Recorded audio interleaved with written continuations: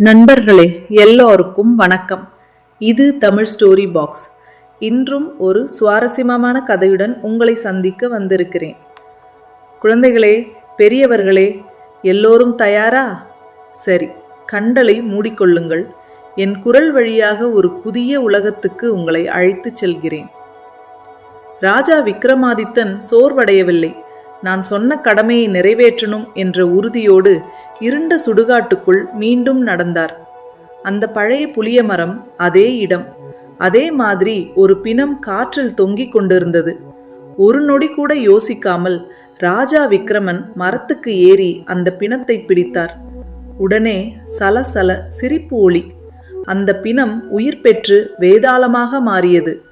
வேதாளம் சிரித்து கொண்டே சொன்னது, மண்ணானது, மன்னா, நீ இன்னும் களைப்படையலையா? அதே நிபந்தனைதான். நான் கதை சொல்றேன், நீ பேசக்கூடாது. ஆனா உனக்கு பதில் தெரிஞ்சும் நீ சொல்லாம இருந்தா உன் தலை வெடிச்சிடும். விக்ரமன் அமைதியாக தலையசைத்தார். சரி மன்னா, கேள் இன்றைய கதை. பல ஆண்டுகளுக்கு முன்பு ஒரு ஊரில் தயாராம் என்ற நல்லொழுக்கம் நிறைந்த ஒரு பிராமணர் வாழ்ந்து வந்தார். பக்தி உண்டு, தர்மம் உண்டு, அறிவு உண்டு. ஆனா ஒரு பெரிய வருத்தம், குழந்தை இல்லை. ஆண்டுகள் ஓடின. தயாராம் யாகம் செய்தார், தவம் செய்தார், கண்ணீர் மல்க இறைவனை வேண்டினார். ஒரு நாள் அவரது பிரார்த்தனை பலித்தது. ஒரு ஆண் குழந்தை பிறந்தது. அந்த குழந்தைக்கு அவர் வைத்த பெயர் ஞானிஷ்.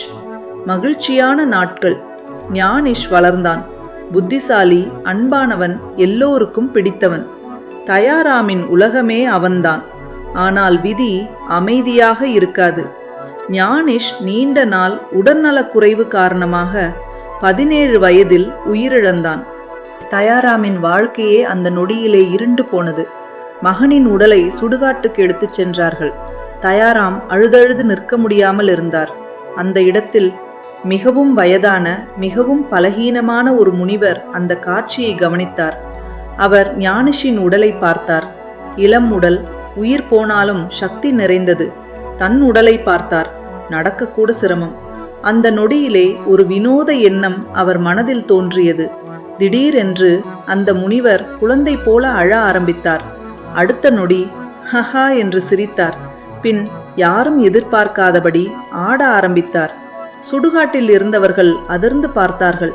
அடுத்த நொடி முனிவர் தன் பழைய உடலை விட்டு ஞானிஷின் உடலில் நுழைந்தார்.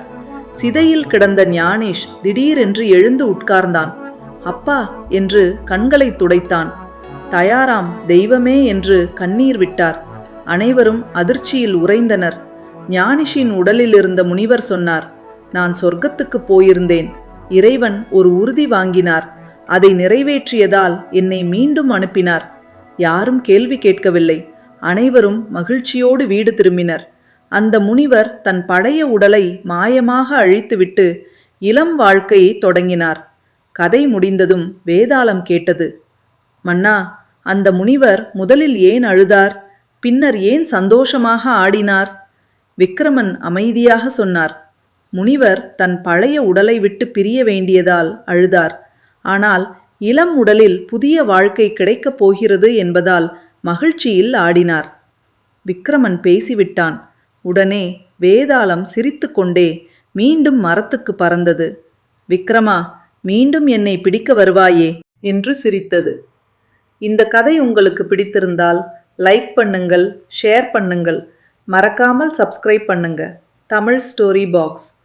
அடுத்த அத்தியாயத்தில் வேதாளம் இன்னொரு புதிருடன் திரும்ப போகுது. அதுவரை சிந்தியுங்கள், புன்னகையுடன் இருங்கள். நன்றி, வணக்கம்.